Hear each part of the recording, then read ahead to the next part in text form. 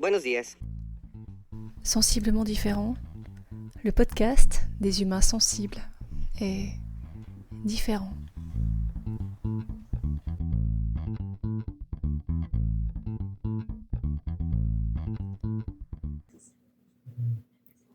Pour préparer cet épisode, qui est en fait l'introduction d'une série d'épisodes, j'ai fait quelques recherches. Je te les partage tout de suite.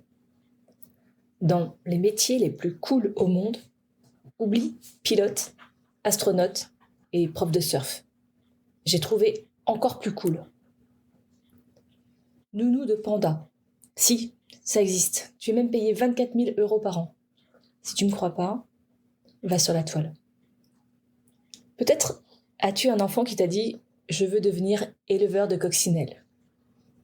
Arrête de trouver ça mignon, ça existe pour de vrai. Gardien d'île. Tu as l'image. C'est mieux si tu as des compétences en biologie et dans le secteur maritime. Mais sinon, globalement, tu vis entouré d'eau. Moi aussi. Nettoyeur d'écran, de cinéma. Il en faut. Si tu as un problème avec la hauteur, retourne vers la proposition 1, 2 ou 3. Sanglier. Voilà, débrouille-toi. Je t'aide un peu. Sangle, cerclage. Parfois, je pense qu'il faut faire un brainstorming avant de valider une proposition de nom de métier. Salut! Épisode 36, un jour, un thème, un podcast. Aujourd'hui, je te propose de rencontrer Christophe Rousseau. Christophe habite Genève. Il fait partie de ces personnes incroyables qui ont répondu à mon appel à témoignage sur l'ikigai. L'ikigai. Un savant mélange entre la joie de vivre et la raison d'être. Ça te parle ? Christophe est expert en leadership, excellence opérationnelle et lean management depuis plus de 25 ans. Il est aussi le créateur du site le leanmanufacturing.com. Si tu as envie de parler leadership, développement personnel et spiritualité, cours découvrir son univers. Si rien de tout ça ne te met en mouvement, reste quand même. Cet épisode est génial, tu vas apprendre des tas de trucs et te poser cette question fondamentale. Quelle est ta raison de te lever le matin ? Je m'appelle Magali Day, je suis un humain, maman 4 fois, thérapeute en kinésiologie, enseignante pendant 20 ans dans tous les sens, chercheuse et amoureuse de la vie, mi-punk, mi-poète. Je t'invite aujourd'hui à cheminer avec moi.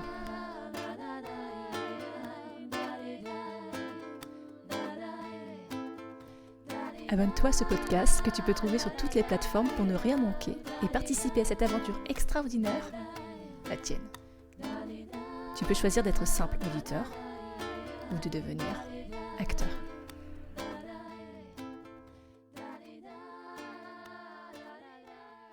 Sensiblement différent. Salut Christophe. Salut Magali. Écoute, je suis ravie de te recevoir aujourd'hui, d'avoir l'immense chance à la fois de te rencontrer et de t'interviewer pour le podcast que j'anime. Et la première question que je vais te poser, c'est est-ce que tu peux te présenter de la façon que tu souhaites ? Donc, voilà, moi j'ai 55 ans, je m'appelle Christophe Rousseau, hein. Je vis près de Genève et je travaille, alors je suis actuellement ingénieur dans un hôpital, je travaille dans un hôpital. Donc ça, c'est ma profession officielle et puis mon autre profession, c'est podcasteur, évidemment. Et la thématique que je traite dans mon podcast s'appelle leadership holistique, donc ça traite d'épanouissement personnel, professionnel et spirituel. Donc l'idée c'est d'accompagner toutes les personnes, les leaders, les managers, entre autres, qui sont intéressés par plus que le développement personnel, mais le développement spirituel et qui sont un peu, on va dire, des gens rationnels et qui sont en train d'évoluer, qui se posent plein de questions sur ce que c'est que la spiritualité, en fait. Et ça tombe bien que tu utilises ce mot de holistique, parce que c'est quelque chose que j'aime bien utiliser, en tout cas dans ma vie professionnelle et peut-être dans la voie que je souhaite développer. Est-ce que tu pourrais dire ce que tu considères que veut dire le mot holistique ? Ou qu'est-ce que ça veut dire pour toi ? Alors, holistique, hein, c'est marrant que tu me poses cette question parce qu'il y a une amie qui m'a mis en garde il n'y a pas très longtemps, qui a qui comprenait que holistique avait un rapport avec la religion ou et le côté spirituel. Et en fait, c'est bien plus vaste que ça parce que holistique, ça vient de entier, hein. C'est pas du tout, ça n'a rien à voir avec le Holy Spirit en anglais. C'est pas du tout la même racine. C'est vraiment l'idée de dire, on regarde l'humain sous tous les angles, intérieur et extérieur. Donc, que ce soit évidemment son enveloppe charnelle, physique, ses émotions, les sentiments qu'il ressent, il ou elle bien sûr, hein, son intellect et aussi sa spiritualité et l'environnement. Donc c'est vraiment l'idée d'adresser le côté holistique, c'est vraiment la totalité de ce qui fait que nous sommes des humains et les interactions que nous pouvons avoir avec les autres humains et Et cette l'environnement. globalité-là, en fait, elle est vraiment une approche un peu qui coupe avec tout ce qu'on avait de disciplinaire ou de duel, peut-être un regard un peu plus ancien. Donc, je te remercie pour cette approche-là. Tu dis leadership et holistique. Au départ, on se dit, qu'est-ce qui se passe? C'est quoi le what the fuck? Ouais, ça va Bon, pas ensemble, hein. C'est comme je dis, je suis ingénieur et oui, artiste, voilà, hein. c'est ça, en fait. C'est quoi cet univers, en fait? Comment est-ce que tu rassembles les deux? C'est pour provoquer, bah, en fait, c'est ma personnalité, ma double ou triple personnalité, je sais pas. Hem, Parce que je pense qu'à la base, je suis un artiste, hein. Quand j'étais enfant, j'étais vraiment un artiste. J'adorais, dessiner, peindre, écrire, lire et puis, j'ai fait comme tout bon, jeune enfant ou adolescent, j'ai écouté mon papa, je suis devenu ingénieur parce que les sciences, c'était des choses faciles pour moi. Et puis parce que l'art, ça rapporte rien, donc voilà. Donc du coup, je suis un scientifique, enfin un ingénieur physicien, mais aussi artiste et puis j'aime bien les 2. Et donc j'aime bien garder cette dualité, aussi bien dans ce que j'aime faire que dans l'approche et le holistique, il est scientifique chez moi. Donc moi, j'ai besoin de me raccrocher à la physique quantique, aux neurosciences et puis il y a plein de progrès dans ce domaine-là en ce moment, donc c'est juste génial de découvrir tous des concepts, on va dire «ésotérique» entre guillemets, avec des grosses guillemets pour moi, parce qu'on se rend compte que finalement, on arrive à expliquer pas mal de choses. Puis des fois, on n'arrive pas à expliquer, puis c'est bien Ouais, c'est aussi, hein, vrai. c'est pas ça me Les dérange mots pas. peuvent être comment dire, réducteurs et vive les neurosciences d'ailleurs dans cette idée-là.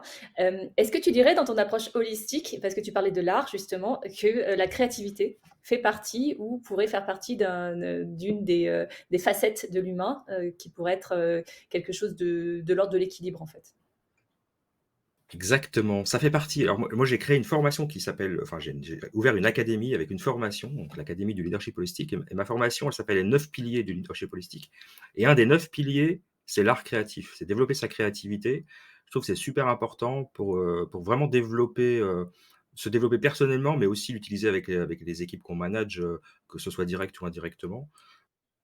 L'art, on n'est pas obligé d'être bon, hein. Moi, je veux dire, personnellement, enfin, il y a des choses dans lesquelles je suis bon, puis d'autres moins, hein, c'est pas un problème. Mais, l'art, c'est vraiment quelque chose qui nous nourrit et c'est un des piliers les plus importants pour moi et qui est pas du tout enseigné dans le monde de l'entreprise. On en parle très peu, alors qu'on découvre à l'hôpital que ça peut être utile pour certaines pathologies. Enfin, donc, comme tu dis, les neurosciences, c'est génial pour ça. Donc oui, l'art et la créativité, ça fait partie des choses qui me sont très chères et que j'aime bien promouvoir dans mes enseignements. Il y a quelque chose de l'ordre de la canalisation, pardon, et aussi comme transcender les émotions. Tu vois, je ne sais pas si ça te parle ça, mais en tout cas, des gens qui sont particulièrement sensibles, mais finalement un peu tous les humains, cette idée d'émotion où parfois on n'a pas toujours la faculté à les canaliser. Enfin, j'allais dire les contrôler, mais non, c'est pas toujours intéressant. Mais en tout cas, les canaliser. L'art ou la créativité, pour ça, c'est vraiment c'est une voie royale. Ah ouais, c'est juste génial pour, exprimer son intuition, ouais, je suis d'accord. Je t'ai fait venir ici aujourd'hui, enfin en tout cas dans cet espace d'interview, parce que au départ je voulais qu'on parle ikigai. Alors l'ikigai, pour moi c'était quelque chose de l'ordre de l'outil. Ensuite j'ai écouté tes podcasts parce que tu as traité à 2 reprises l'ikigai, donc dans la saison 1 et la saison 3, 4, je sais plus. Enfin, en fait, récemment. Et du coup, ce qui m'a 4, intéressée, ouais. c'était vraiment de se dire, oui, c'est un outil, mais vraiment pas que. C'est quelque chose de l'ordre de beaucoup plus global pour le coup, de l'ordre presque de la philosophie, voire de regard qu'on peut porter sur le monde. Ouais.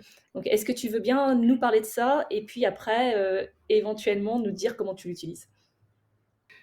Oui, alors c'est juste que l'ikigai, c'est pas juste un outil. Alors moi je l'ai découvert, moi je suis un passionné Donc à la base, je suis un passionné de lean manufacturing qui vient, de la philosophie, japonaise en entreprise, hein. Ça a été créé chez Toyota, puis après ça a été exporté, donc ça date des années 50 chez Toyota au Japon, puis ça a été exporté chez les Américains, puis ils ont appelé ça, différemment.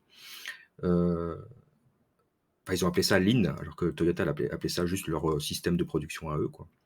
Et dedans, il y a une philosophie que j'aime bien, c'est tout ce qui tourne autour du kaizen et de l'amélioration continue. Et l'ikigai n'en fait pas partie, hein. Donc c'est juste pour dire que je suis assez intéressé par tout ce qui vient du Japon en termes de philosophie. Parce que puis j'aime bien le contraste entre les traditions et la modernité. Et l'ikigai, ça vient vraiment de là-bas, hein. Ça fait partie des choses qui sont, développées en particulier sur l'île d'Okinawa, la fameuse île où on a le plus de centenaires au monde. Et alors on a toujours expliqué que il y a des centenaires à Okinawa, c'est parce qu'ils mangeaient, bien, mais en fait, c'est pas tout à fait ça, c'est bien plus complexe, hein. C'est parce que justement, ils ont développé ce concept d'ikigai ces gens vivent,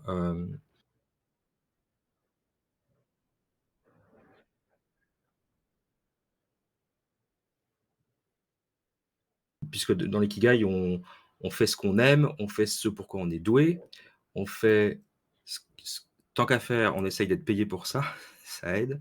Et le truc le plus important auquel personne ne pense jamais, c'est que on fait quelque chose dont le monde a besoin. Et puis, le mélange de ces 4 là fait qu'on a on n'a pas l'impression de travailler, ni de perdre son temps dans sa vie, mais on évolue dans une ou plusieurs activités, hein, c'est pas forcément une seule d'ailleurs, qui nous nourrit dans tous les sens du terme. C'est qu'elle nous nourrit, physiquement, et monétairement, elle nous nourrit spirituellement, elle nous nourrit intellectuellement et elle nourrit le monde. Elle apporte quelque chose au monde. Donc c'est vraiment, je trouve intéressant comme concept et c'est au-delà de l'outil. C'est pour ça que je pense que c'est au-delà de l'outil. C'est vraiment intéressant comme concept parce moi, quand j'ai découvert ça, je me suis dit: «Mais nom d'un chien, de nom d'un chien». Toute notre vie, on nous a enseigné à l'école en France, hein, on nous a enseigné qu'il fallait, faire des études pour bien gagner sa vie. Ou alors, pour d'autres personnes, bah, si tu peux pas faire des études, va travailler quand même juste pour gagner un peu ta vie et puis c'est tout. Mais l'épanouissement là-dedans, il est où? Ben, un outil qui nous aide à clarifier ce qu'on aime faire, les compétences qu'on a et puis après, pas que ce que vient de l'intérieur, mais de l'extérieur. Donc ce pourquoi les entreprises vont nous payer, parce que finalement ça, c'est pas nous qui maîtrisons, hein. C'est pour comment se faire payer et puis surtout qu'est-ce que le monde a besoin? Et quand on dit: «Le monde a besoin», c'est pas toujours, les grandes charités, enfin on n'est pas en train de dire qu'il faut que tout le monde doit travailler sur, le climat et la faim dans le monde, hein. Ça peut être des choses beaucoup plus simples, hein. Tout le monde a besoin de manger, tout le monde a besoin de s'habiller, tout le monde a besoin d'électricité, donc tous les métiers ont un sens en fait là. Normalement, tous les métiers ont un sens et il faut que ce sens il ait de la valeur pour nous, quoi. Et cette histoire de sens, elle est fondamentale, hein. Oui, exactement et ça, je trouve qu'on l'a beaucoup négligé. C'est pas quelque chose qu'on apprend aux enfants à l'école et c'est dommage. C'est vraiment un ou alors c'est vrai que j'ai de la peine à l'appeler outil parce que finalement, je trouve que c'est vraiment une philosophie de vie. C'est vraiment une philosophie de vie. En tout cas, ça en fait partie et comme par hasard, enfin, il n'y a pas de hasard dans la vie, mais moi, quand j'enseigne, dans mes classes, le leadership holistique, l'ikigai est la première chose que j'enseigne. Toujours, je commence toujours par ça. OK. Parce que je trouve qu'avec ça, tout le reste est facile. À partir du moment où on a trouvé pourquoi on est là, à quoi on sert et dans quel étage on va et cetera, enfin voilà, Le reste en découle quelque part. tout en découle et puis c'est beaucoup plus facile d'apprendre et de s'investir dans n'importe quelle, tâche, que ce soit quelle que soit la tâche, à partir du moment où on sait qu'elle fait partie de notre master plan d'évolution. Il y a un truc que tu as dit dans un de tes podcasts, je ne sais plus lequel, au sujet de l'ikigai, podcast entre parenthèses, on y reviendra tout à l'heure, mais qui s'appelle le leadership holistique. C'est que l'ikigai, quelque part, ça voulait dire ce pourquoi je me lève le matin. Ce pourquoi je me lève, en fait. Ce qui me donne Ouais l'élan de prendre cette journée à bras le corps et de la vivre. Et moi, j'ai trouvé ça vraiment marquant et bah, vraiment intéressant, quoi. et c'est rigolo parce que maintenant que tu me le redis, je viens de finir une formation, justement que j'ai appelée, Kaizen Ta Vie et dedans il y a toute une partie sur c'est une formation qui traite de la mise en place des habitudes. Donc c'est très complémentaire avec l'ikigai. C'est comment on met en place les habitudes qui fait que justement on va aller vers son ikigai. Et dans un des modules, il y a un truc que j'appelle le miracle morning, hein, c'est pas moi qui l'ai inventé ça, c'est Hal Elrod. La routine du matin parce qu'en fait, il explique très bien tout se passe le matin, en fait. Donc si le matin, on sait pourquoi on se lève, et puis on fait des petites choses dans la première heure de ce lever-là, qui vont nous amener vers notre ikigai, justement. Après, on passe la meilleure journée de notre vie tous les jours, quoi. Donc c'est juste merveilleux de se lever dans un état d'esprit en se disant: «Aujourd'hui, j'avance et je sais vers où je vais et je fais des toutes petites choses, hein». C'est pas forcément la révolution tous les jours, hein. Mais ouais, le matin est la clé de la journée de tout le monde. Et à partir du moment, en fait, où ça a du sens pour toi, enfin, toutes ces choses que tu racontes, à partir du moment où c'est complètement, aligné, à l'intérieur de toi, il y a pas de question qui se pose, en fait. Juste tu avances effectivement. Chaque pas se pose, mais avec fluidité quelque part. Même si mais ça veut pas dire que c'est parfait et que c'est facile, mais Exa juste il y a une fluidité dans le sens où tu es dans le flow qui est le tien. Oui, c'est ça, c'est l'histoire du flow, hein, il y a un philosophe, je crois qu'il est roumain, hein, il s'appelle Mihai Mihaili, hein, il a un nom à coucher dehors là, qui écrit justement la théorie du flow, où il explique que quand on est dans le flow, dans cet état d'esprit un peu, où c'est comme si on surfait sur la vague, les tâches qu'on fait, le temps ne, il y a pas, le temps ne passe pas en fait. Enfin, le temps passe très vite, au contraire. Pardon, je dis une bêtise. C'est tout juste si on n'oublie pas de manger ou voilà. C'est quand on est dans cette idée de flow. Et en fait, l'ikigai, c'est ça l'idée, c'est d'être dans le flow tout le temps. Alors évidemment qu'il y a des jours où on est de mauvais poil, il y a des jours où on est malade, il n'y a pas de souci, hein, ça c'est la vie, hein. Faut juste pas oublier que ben, si ça va pas ce matin-là et ce jour-là, bah, le lendemain ça ira mieux et puis on recommence, c'est pas un souci. Mais vraiment la clé du matin, je trouve intéressant. C'est vraiment impactant pour moi cette histoire de tout se passe le matin, enfin, ça me parle énormément et aussi ce que tu dis il y a rien qui est parfait ou facile complètement, mais si on le met juste, si on transfère ça juste dans le domaine de la météo, bah, c'est une averse, c'est un nuage, c'est une tempête, mais c'est juste passage, en fait. On n'est pas ça et on n'est pas assimilé à cet état-là, c'est un état. Alors ça, c'est une vraie philosophie de vie aussi. Moi, j'en ai fait un épisode là-dessus parce que j'ai eu un début d'année très difficile. Voilà, des décès dans la famille, j'étais malade. Enfin voilà, je comprenais pas ce qui m'arrivait. C'est parce qu'il y avait il y a toujours aucune raison. Ces choses arrivent un peu. C'est un peu l'effet, la loi de Moore, là, hein, la loi de l'emmerdement maximum. Quand il y a un truc qui t'arrive dans ta vie, en général, il y en a deux ou trois derrière. Et puis, ça m'a inspiré un épisode que j'aime bien parce que je l'ai enregistré en forêt. J'étais en train de faire des raquettes dans le Jura. Et c'est exactement ce que tu dis. Il y a des mauvais jours, puis des fois des mauvais jours, c'est des mauvaises semaines, mais il faut toujours savoir que la pluie vient après le beau temps. C'est toutes ces vieilles expressions désuètes que je trouve fantastiques, hein.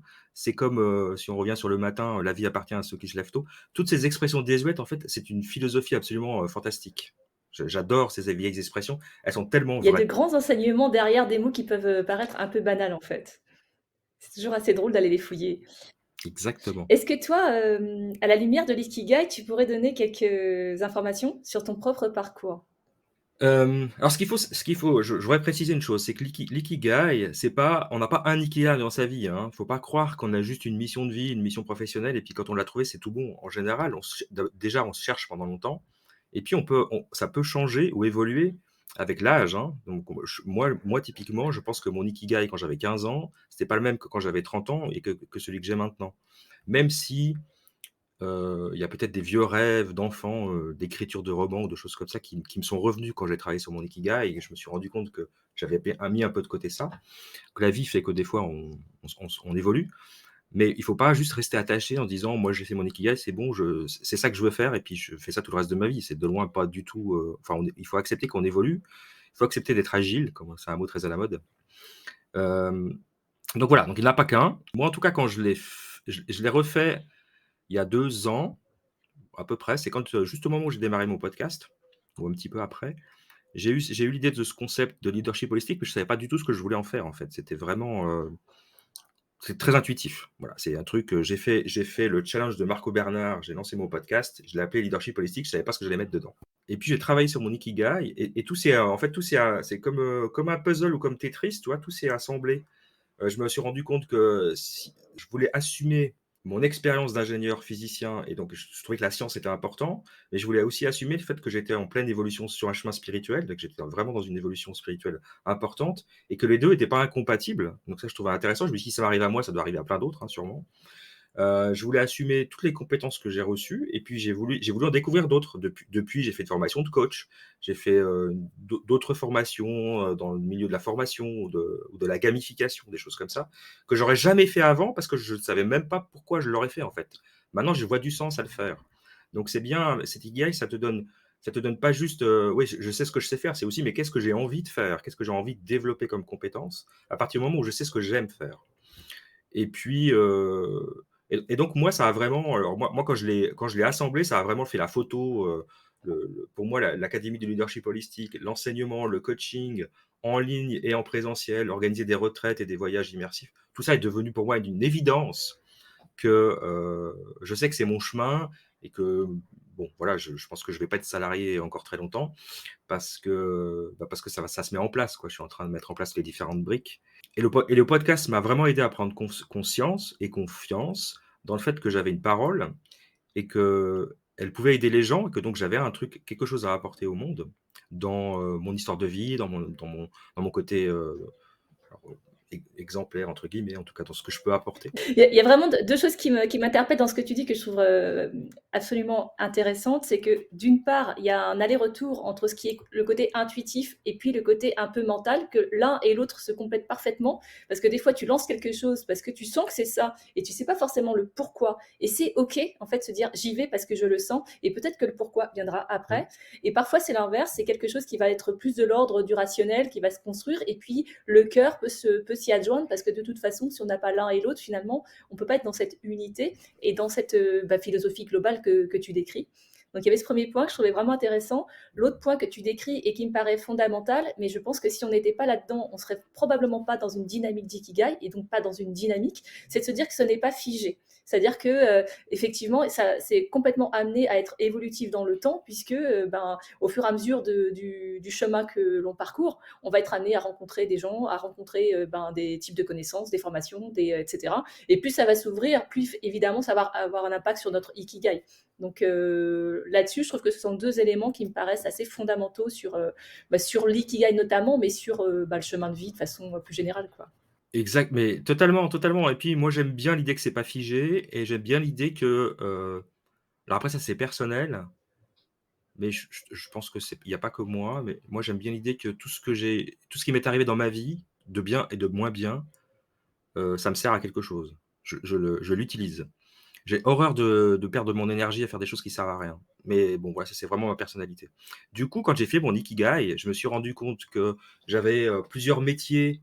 Alors, des métiers que je rêvais de faire quand j'étais enfant, des métiers que j'ai pratiqués dans ma vie, et puis le métier que je voudrais faire maintenant se rassemblent tous. Juste pour donner l'exemple, hein, dans les quatre métiers complémentaires qui font que mon ikigai c'est enseigné au travers de l'Académie du leadership holistique, c'est être écrivain, entrepreneur, ingénieur et mentor. C'est vraiment les quatre fonctions qui sont issues de mon analyse, hein, que j'ai fait moi. Et il se trouve que c'est juste les quatre corps de métier que j'adore. Et c'est pas par hasard. Et c'est les quatre corps de métier qui se complètent bien pour faire ce que j'ai envie de faire moi dans ma vie maintenant. Maintenant, tu m'aurais demandé ça il y a 30 ans, je t'aurais jamais répondu Ouais. ça. Voilà, c'est juste, il faut être honnête, hein. Je t'aurais dit, je veux être ingénieur, je l'étais déjà d'ailleurs, et je veux juste être chef dans une grosse boîte et gagner plein d'argent. Mais Voilà. quelque part, il y avait peut-être quand même en latence ou sous forme de graines ou de je ne sais pas quoi, tous ces éléments-là à l'intérieur de toi, parce que tu parles quand même de l'art, tu parles du rêve d'écrivain, enfin, c'est quelque chose qui t'habite depuis longtemps, tu vois. Donc, que ce soit sous l'état sous forme de Oui, rêve ou vraiment de réalisation, ça reste quand même des choses qui sont à l'intérieur de nous d'une certaine façon. oui, et c'est très drôle que tu dises ça parce que ce côté écrivain, hein, alors j'ai écrit des livres techniques sur le lean manufacturing, donc voilà, c'est pas, on peut pas dire que je suis écrivain là-dessus, hein, c'est pas là-dessus que je vais me vendre mon écriture. Mais être écrivain, c'est-à-dire, bon, moi j'écris mes podcasts, enfin pas tous, mais en grande partie. J'écris mes formations, j'ai 2 livres en préparation. Et c'était un truc, je me rappelle qu'enfant, je savais que je voulais écrire. J'avais 7-8 ans, je savais déjà que je voulais être écrivain. Alors après, c'est un peu un truc que j'ai gardé, coincé quelque part parce que voilà, c'était pas forcément, dans les attentes, familiales. Je trouve ça juste magnifique de pouvoir écrire des choses qui vont être lues par des centaines ou des milliers de personnes, ou voire plus, et qu'on soit vivant ou pas. Donc je trouve cette idée, je la trouve très séduisante, et donc ça, c'est quelque chose que j'ai depuis l'enfance, en fait. Et je sais pas dire d'où ça vient. Mes parents sont d'origine modeste, ne lisent jamais rien, il n'y a pas de livre à la maison, et bon, c'est pas eux qui m'ont éduqué, qui m'ont appris la lecture ou le Tu peux pas dire que ce soit une conséquence environnementale d'avoir eu cette inspiration-là quelque part. C'est autre chose. Après, je m'appelle Rousseau. Les chiens, faut pas des chats, hein, mais ça s'arrête là, hein. Hem, Je suis pas du tout affilié à Jean-Jacques. ouais, on peut se demander quelque part. Hem, Ton podcast, combien de temps ça fait qu'il existe? Et qu'est-ce que ça t'a apporté de vivre cette expérience-là, au cours de ton chemin de vie ou au cours de ta vie professionnelle ou de ta vie personnelle? Qu'est-ce que ça t'apporte? Alors mon podcast, ça va faire 2 ans, un petit peu moins, on n'est pas encore tout à fait à 2 ans, qu'il existe. C'est pareil, c'est quelque chose, ça faisait longtemps que je voulais faire parce que, j'aimais bien quand j'étais gamin, j'aimais bien jouer à la ra à au mec qui fait la radio. Tu sais, j'avais mon micro, je passais des disques, je OK. parlais dans un voilà. J'aimais bien l'idée de parler dans un micro, et après, je me suis quand j'ai découvert le podcast, mais il y a 10 ans, hein, je dis: «Ah, c'est génial comme idée», mais j'avais jamais pris ni le courage, ni, tu vois, je voyais ça comme un truc trop, ouais, il faut avoir des sujets toutes les semaines, tous les jours, je sais pas si je vais arriver, donc j'avais un peu mis de côté cette idée. Puis en fait, quand je suis tombé sur le challenge de l'académie du podcast, donc je veux dire, en 5 jours, j'avais tout créé. Moi, j'avais mon épisode 0 était prêt, enfin tout était fait. C'est vraiment quand je l'ai fait, j'étais prêt. C'est sorti tout seul. Et je l'avais fait à l'origine pour relancer mon business autour du lean manufacturing, et quand j'ai commencé le début de la réflexion et la façon dont Marco Bernard nous amène à réfléchir, je me suis dit: «Non, mais en fait, il faut pas que je parle de ça, ça va m'emmerder au plus haut point. Il faut que je fasse un truc nouveau qui parle que de moi, qui parle de moi, qui me nourrisse». Et puis là, j'ai travaillé sur le concept de leadership holistique. Et quand je me suis posé sur mon ordi, et que je me suis dit: «Je vais me lancer là-dedans», je crois qu'en une journée, j'avais 4 ans de contenu programmé. Ça sortait tout seul, il y a tous les sujets, les thèmes, tous les et j'ai même pas épuisé tous les sujets parce que j'en rajoute à chaque fois. Donc c'était juste, je me suis rassuré sur le fait que j'avais des choses à dire et plein de choses à dire. Puis après, c'était pas la technique qui me faisait peur parce que ça, c'est quelque chose que je maîtrise plutôt bien. Mais voilà, moi j'ai suivi, pas à pas l'enseignement, et puis c'est parti comme ça. Ça m'a apporté des trucs que j'aurais jamais imaginé. Moi, quand j'ai commencé le podcast, je me disais: «Je vais me retrouver dans une communauté de mecs techniques qui aiment bien faire de la radio», tu vois? D'hommes et de femmes qui aiment bien faire de la radio, qui on va parler micro et casque toute la journée. Bon, en fait, pas du tout. La preuve en est, hein, c'est qu'on discute de choses qui sont bien différentes. Et moi, je me suis dit: «Tiens, cette communauté, elle m'intéresse, je voudrais bien les voir». Et j'ai fait le premier bootcamp, de l'académie du podcast au Mexique. On était une petite dizaine, hein. Et puis là, j'ai rencontré juste des gens fantastiques parce que on était tous connectés. Tu vois, il y avait tous des choses, on était tous dans des parcours de vie, quel que soit l'âge d'ailleurs, hein, tu pas c'était vraiment intéressant. Et puis donc ça m'a apporté de côtoyer des gens qui sont devenus des amis maintenant, podcasteurs, parce qu'on a plein de choses en commun, qui vivent pas juste à côté de chez moi, hein, parce qu'il y a des amis qui vivent au Québec, d'autres en France, d'autres en Belgique. Donc ça m'a apporté une nouvelle communauté d'amis. Ça m'a app et là, ça, c'est le premier point. Et le 2e point, c'est que alors moi, je l'ai déjà expliqué dans plusieurs podcasts, mais alors moi, c'est ma psychothérapie gratuite, hein. C'est-à-dire que moi, je parle dans mon micro. Il y a des fois où je parle de choses très personnelles, d'autres moins personnelles, où j'enseigne, hein. Mais en tout cas, moi, je fais ma psychothérapie en live. Alors, faut oser, hein, d'accord, mais moi, c'est comme ça que je me soigne, en fait, ça me fait du bien.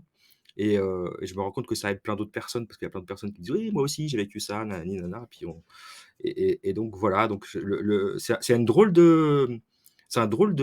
d'activité, le podcasting, vraiment, hein. C'est très bizarre parce qu'on parle dans l'oreille des gens pendant assez longtemps finalement, hein, bien plus que le reste. Et du coup, il y a une vraie intimité qui se fait entre le podcasteur ou la podcasteuse et ses auditeurs et auditrices. Et on peut parler de sujets très, ouais, très personnels, très intimes, très complexes. Heu, je trouve ça vraiment, vraiment bien. C'est un bel outil. En tout cas, moi, c'est devenu une vraie thérapie, indispensable à ma Il y a vie. vraiment un parcours, dans cette histoire de podcasting qui est assez dingue et je te rejoins sur tellement de points quand dedans il y a beaucoup de choses que tu évoques qui résonnent complètement en moi et ce que je trouve rigolo, en fait, c'est de pouvoir effectivement, parler à des gens que tu ne vois absolument pas, que tu ne connais pas et il y a une forme de d'authenticité qui se met en place, en fait, parce que moi, je disais que c'était une forme de déclaration d'amour, cette histoire de podcast, parce qu'en permanence, c'est dans ta vérité, en fait. Quoi que tu dises, quoi que tu fasses, c'est dans une forme de... Tu livres ta vérité. Donc, tu dis pas forcément tout sur toi, parce que bien sûr, voilà, c'est une façon de se raconter qui est quand même assez pudique, quelque part, même s'il y a beaucoup de choses qui sont dites. Mais quand même, en fait, c'est de toute façon, tu parles de cœur à cœur, et il y a une forme de base, en fait. Moi, j'ai aussi découvert, comme toi, à travers cette académie-là, c'est que l'humain est avant tout. Même s'il y a d'autres choses qui sont par derrière, qui sont techniques, qui sont entrepreneuriales, qui sont marketing, qui sont tout ce que tu veux, mais c'est l'humain avant tout. Et je trouve ça assez phénoménal, l'impact que ça a à la fois sur soi, mais aussi sur les autres, en fait. Donc, je te rejoins parfaitement dans cette révélation, finalement, que ce vecteur, ce média peut avoir sur son Mmh. propre parcours et qui peut en fait impacter aussi les autres, quoi. Donc je suis vraiment, enfin, ça résonne parfaitement tout ce que tu racontes. Je te remercie d'ailleurs. Mais de rien, c'était très sincère, hein, mais c'était pas du tout prévu, quoi. Enfin, moi, je l'ai pas fait pour ça, hein, à la base. Je l'ai vraiment pas fait pour ça. Je suis plus qu'agréablement surpris parce que alors c'est vrai que je pense que Marco véhicule ces valeurs-là, hein. Il a la valeur de famille, la communauté, l'entraide et cetera, les valeurs humaines et c'est une des rares communautés où si quelqu'un arrive avec des envies d'écraser les autres ou de vendre ses trucs absolument pour vendre, de faire du business, il est très, très vite écarté. C'est pas du tout une communauté, de ce type-là, bien au contraire, c'est vraiment on est dans la bienveillance, dans l'entraide et c'est assez rare, en fait, dans le monde, professionnel, ça reste un monde professionnel, hein, on fait ce qu'on f tout le monde gagne de l'argent avec ça, enfin, en tout cas, essaye, hein, de gagner de l'argent. Donc c'est un monde professionnel où la bienveillance et la notion d'entraide, elle est reine et moi, j'ai jamais connu ça nulle part, dans aucune entreprise. C'est la première fois de ma vie que je vis ça et ça fait vraiment du bien. Moi, ça me rassure sur les valeurs que j'ai et que Il y a quelque chose en fait qui se met en place. Alors c'est dans le milieu entrepreneurial, je pense quand même. C'est dans le milieu entrepreneurial, mais qui est de l'ordre, tu sais, de la synergie. Et effectivement, il s'agit plus du tout d'exister ou de prendre plus de place que l'autre en l'écrasant, mais plutôt, tu vois, je pense un peu au côté forêt, où justement il y a de la communication, de l'entraide pour que tout le monde vive. Et si toi tu vis, ben moi ça me fait plaisir. Déjà ça me fait plaisir, mais en plus ça rejaillit sur moi et inversement. Et en fait, plus les gens vont réussir, plus tout le monde va réussir en fait. C'est-à-dire que la réussite des uns impacte la réussite des autres. c'est Et ça. ça, c'est complètement, je trouve que c'est une vision qui est radicalement différente de celle qu'on a pu avoir il y a 20, 25 ans, voire avant, où c'était la compétition. Et là, on est vraiment en train de parler de coopération, tout en ayant chacun et chacune de l'envie de vivre et de gagner de l'argent, mais d'une autre façon en fait. Et cette communauté-là, finalement, ça devient face à des gens qui sont par ailleurs individuellement, qui sont posés, ancrés et qui font leur travail sur eux-mêmes. Mais cette communauté-là, finalement, elle est Mmh. génératrice d'énergie pour tout le monde, pour chacun et pour tout le monde. Et ça, c'est vraiment un regard qui me paraît radicalement nouveau et qui, effectivement, je te rejoins là-dessus aussi, qui fait tellement de bien. Oui et puis je pense que cette communauté, elle le sait pas encore, mais elle est comme ça parce elle est très centrée sur son ikigai. Les gens qui sont centrés sur leur ikigai, ils ont ces valeurs de bienveillance, d'entraide, de synergie. Ils sont pas dans la concurrence, ils ont compris que on n'est pas des concurrents, mais on est là pour s'entraider et qu'on se félicite de la réussite de l'autre. C'est ça qui est génial et moi, ça me change parce que moi, je travaille dans l'entreprise, bah, même si je travaille dans un hôpital public, même dans un hôpital public, il y a beaucoup de concurrence, les chirurgiens entre eux, les grands professeurs, les chefs de service, les grands managers, et les grands directeurs. Donc tout le monde se fait des coups dans le dos, c'est absolument terrible. Hem, ça reste quand même le lieu commun, enfin la loi un peu du talion dans les entreprises, dans les grandes entreprises ou même les grandes institutions et ça fait du bien de voir qu'il y a pas que ça dans le monde parce que sinon, j'avoue que ça serait un peu déprimant quand même. Là, du coup, ça donne du sens effectivement du sens et de l'espoir quelque part. Tu vois? De se dire que oui, on peut, associer des valeurs qui peut-être au départ ne semblent pas, compatibles, gagner de l'argent, faire de l'entrepreneuriat et puis, en même temps se faire être aligné avec soi-même et ses propres valeurs et son être profond. Et du coup, c'est vrai que c'est aussi ce que j'aime bien qui m'a interpellée dans le nom de ton podcast. Tu parlais de leadership et de holistique. Je me suis dit: «Tiens, c'est intéressant parce que on est dans le monde concret du marché du travail et de l'entrepreneuriat, qui sont quand même des acteurs de changement aussi parce qu'ils s'alignent sur des valeurs humaines et des valeurs envers la planète, etc. Il y a un engagement qui est profond, mais en même temps, il y a tout ce côté en fait d'alignement qui me paraît complètement à la fois novateur, mais vraiment plein d'espoir. Oui, oui, ça je confirme et j'ai vraiment beaucoup de gratitude et je suis très en fait, j'ai vraiment cette idée que le jour où j'ai décidé de lancer mon podcast et de rejoindre l'académie du podcast, je me suis dit: «Mais c'est la meilleure idée que j'ai eue de ma vie depuis des décennies, quoi». Mais je me sens tellement content d'avoir fait ça et tellement fier du travail accompli parce que je sais que Marco souvent il pose la question: «C'est quoi de quoi tu es le plus fier cette année?» Bon, moi quand je vois, que j'ai publié, 80 épisodes ou 100 épisodes, que j'ai fait des dizaines de milliers d'écoutes, je me dis: «Waouh, waouh, waouh, waouh, waouh», mais juste ça, moi, ça fait ma journée, ça me suffit. Enfin, Ouais. c'est même pas faire de l'argent, tu vois? C'est Mais juste là, pour ça. le coup, ça te nourrit sur un autre plan. Ouais, ouais, ouais. Bah, ça et puis ça rassure un peu sur le fait que ce qu'on fait, ça sert à quelque chose. Justement, tu vas en parler de sens tout à l'heure, mais il y a vraiment le côté trouver du sens pour sa propre vie, mais trouver de sens de façon plus générale quand tu vois que Mmh. tu peux t'associer à d'autres humains qui ne sont pas forcément dans ton domaine d'action ou dans ton domaine de prédilection, mais que quand même il se passe une forme de communauté là-dedans. Là, franchement, je t'avouerai aussi que je suis plus que surprise. C'est vraiment, là, la gratitude, c'est vraiment le mot qu'il faut, je crois. Christophe, je te remercie infiniment. Je voudrais savoir ce qu'on peut te souhaiter aujourd'hui pour toi. J'ai une petite idée, mais bon.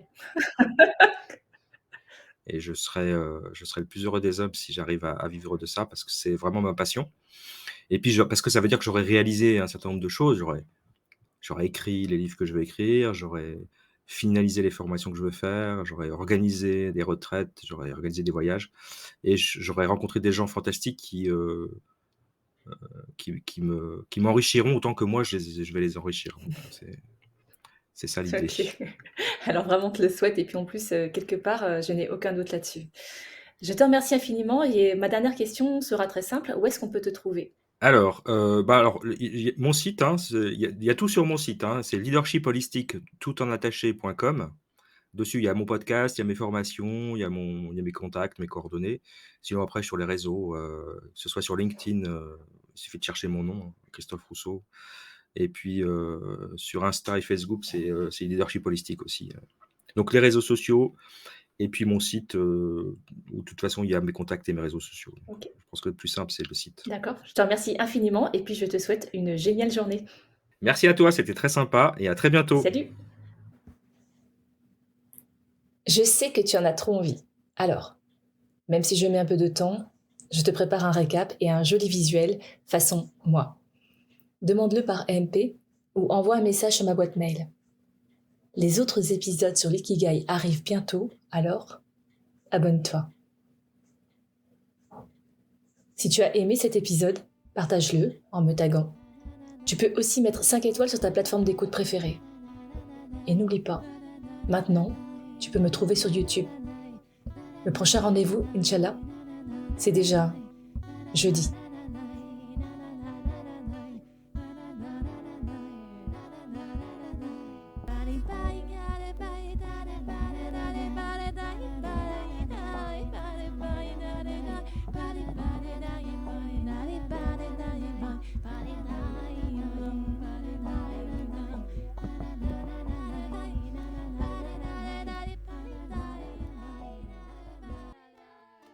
Sensiblement différent.